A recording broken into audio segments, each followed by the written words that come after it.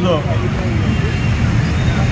ASC committee తరఫున మరి ఇక్కడ ఆర్డిటి సంస్థ గొంత కోసినారని,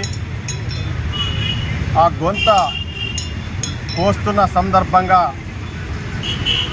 ఆపాలని, మరి అది ఆపితే ఈ జిల్లాలో ఉండే ప్రజలందరికీ ఎంతో ప్రాణం పోస్తుంది.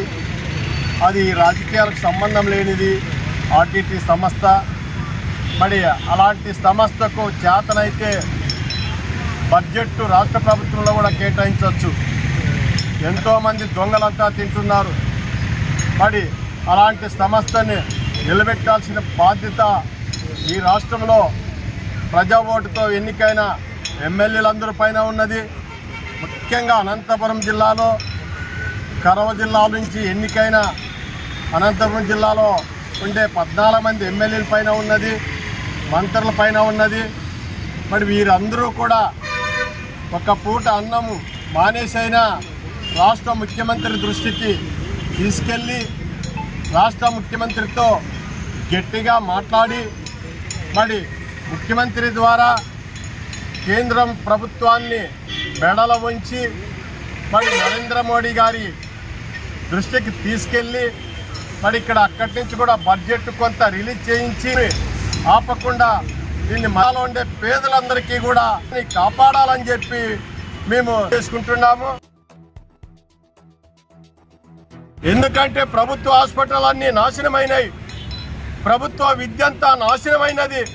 మరి ఆర్డిటి సంస్థను కూడా మీరు నాశనం చేసి ప్రైవేటు సంస్థలకి మీరు కొమ్మ కాయొద్దండి అని చెప్పి మేము ప్రజారక్షణ సమితి ద్వారా ఘంటాపదంగా చెప్తున్నాం. ఆంధ్రప్రదేశ్ బీసీ సమన్వయ కమిటీ ద్వారా కూడా తెలియజేస్తున్నాము. దయచేసి మీరు దీని మీద ఎటువంటి నిర్లక్ష్యం చేయొద్దండి.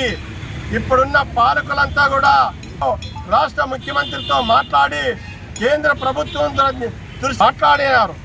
సౌతి తల్లి ప్రేమ చూపొద్దండి, ఖచ్చితంగా కన్న తల్లి మీద చూపిన విధంగానే మీ కార్యాచరణ ఉండాలని చెప్పి మేము జేఏసీ కమిటీ ద్వారాగా కోరుతున్నాము.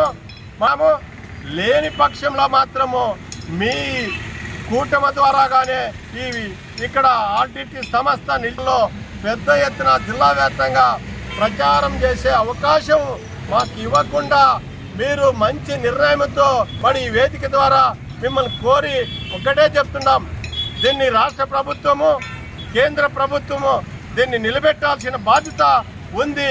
ఆర్డిటి సంస్థను ఇంకా మరింత